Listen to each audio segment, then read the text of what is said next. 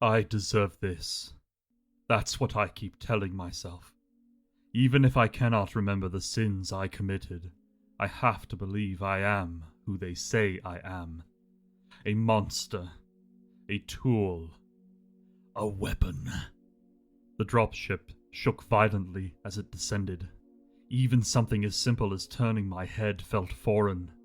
It had been mere hours since I was forcibly merged with an ancient exosuit.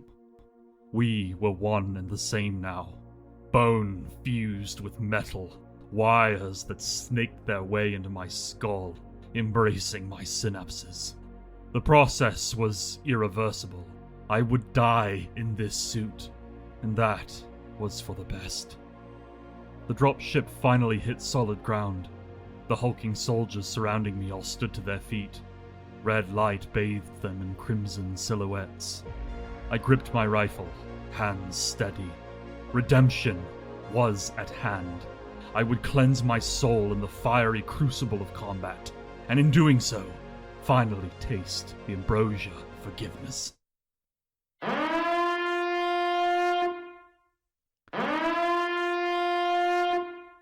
A shrill alarm cut through the noise as the dropship hatch began to open. That sound, I've heard it before. The warden stood before us, his voice echoing across eons. You are beyond reproach. The river Styx would not hold you. It spat you out, for it could not suffer the bitter taste of your sin. Now you find yourself here, at the edge of infinity, before the gates of the infinitum labyrinthus, the last bastion of creation, the shield that guards the sprawl, the realm of the wardens. You, however, are not wardens. You will never be wardens. You are orphan souls adopted by the cosmos. Your mother is the void. Your father, oblivion. Bound to these ancient suits, you have shed your humanity. No longer protected, neither alive nor truly dead. You are now children of the void. The hatch hit what could be considered ground. We stepped out into the infinitum labyrinthus, a patchwork of realities at the edge of the sprawl, an infinite, looping collection of liminal worlds stretching on and on into eternity. It was a net, placed carefully along the celestial wall, a final, maddening maze designed to capture the exiled ones, who somehow escaped the abyssal prison. The space before me was a golden field. A crisp, blue sky hovered overhead. A light wind swept through boughs of wheat. I could not feel it, for my skin was hidden beneath layers of metal and steel. We marched forward into that picturesque paradise. It was not long before our enemies showed themselves. Even beyond the veil of death, our minds could not comprehend their true visage. The exiled ones defied description. To my eyes, their forms were ever-changing, masses of flesh and tentacles, decorated with eyes and teeth. Their silhouettes flickered like a half-remembered dream. To behold them was to feel the sharp fingers of insanity clawing at what was left of your mind. "Open fire!" the commander screamed. And just like that, the peaceful quiet of that golden field became a cacophony of chaos.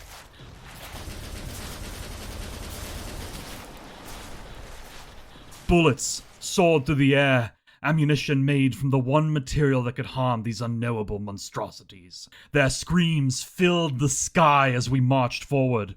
We showed them no mercy, for they would offer none in return. They were prisoners, escapees who must be brought to heel. This was our purpose.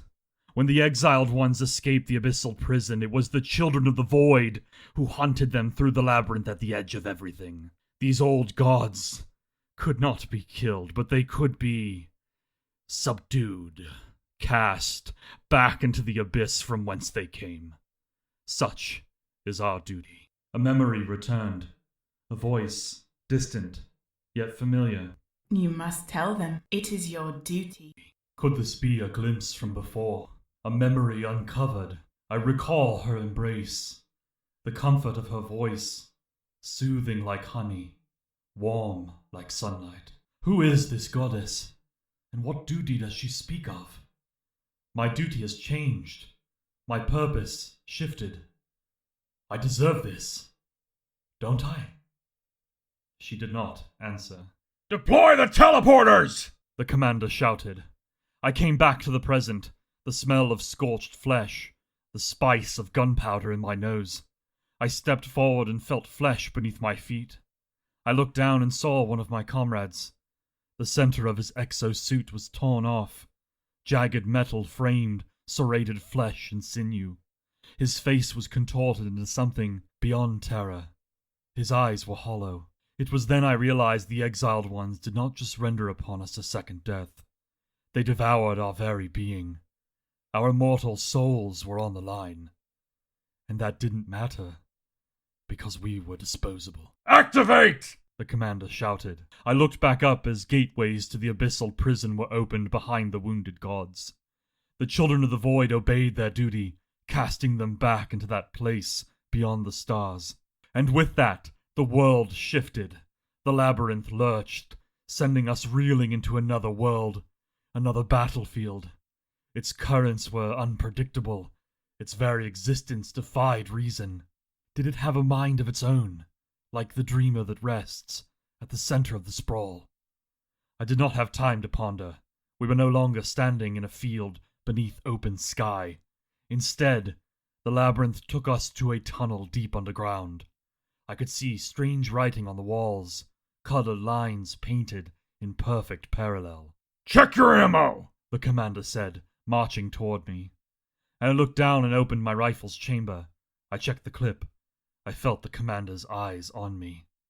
You! You haven't fired a single bullet? He asked. I tried to explain, but I could not.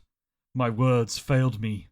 The commander curled a metal gauntlet around my shoulder and shoved me forward. You'll go first! He snarled.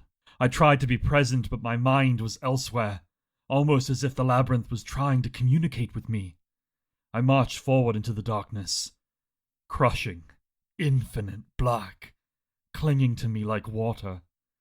The silence enveloped me. Silence. You're not supposed to be here. I heard her voice again. My sins led me to this. Your only sin was curiosity. No, that cannot be true. Who are you? I am the first, the mother of the stars. Do you wish for my help? Do you long for my embrace? I cannot explain why, but yes, more than anything, I seek your guidance. I long for your peace. How do I reach you? Our rendezvous was interrupted as I felt the gaze of something in the darkness, a gaze that burrowed through the armor of my exosuit. The burning focus of 1,000 eyes swept over me. I froze, my finger on the trigger. Fire! The commander cried. I could not. I would not. I felt his hand on my shoulder once more. Fire your weapon, soldier, or I will feed you to the exiled ones myself! I looked back to him as I felt tendrils curling around my legs. This was it. The moment before annihilation. The exiled one that lay in the darkness wrenched me from that place beside the commander. It pulled me into the dark, rushing toward its gaping maw. I waited for it. The gnashing teeth. The indescribable pain. That briefest of moments before my soul was unraveled by a hunger beyond hunger. It did not come. Instead, I felt her touch once more. Mother, is that you? I am here, child. My true name is Zal-Ithra, mother to the exiled ones. I nearly pulled away. I knew that name. The wardens uttered it only in whispers. You are my enemy, are you not? Somehow, I could hear her smile. I gave birth to the dreamer, laid the canvas for its art. At the beginning of time, I cut my bloated stomach open, and stars poured out. All of this exists because of me. Does that make me your enemy? No, it does not. Perhaps my perspective is wrong. She held me close, her warmth like oxygen, letting me breathe for the first time. You are merely misguided. You are safe now, in my arms. You will be the first, the child of the void who found its way home.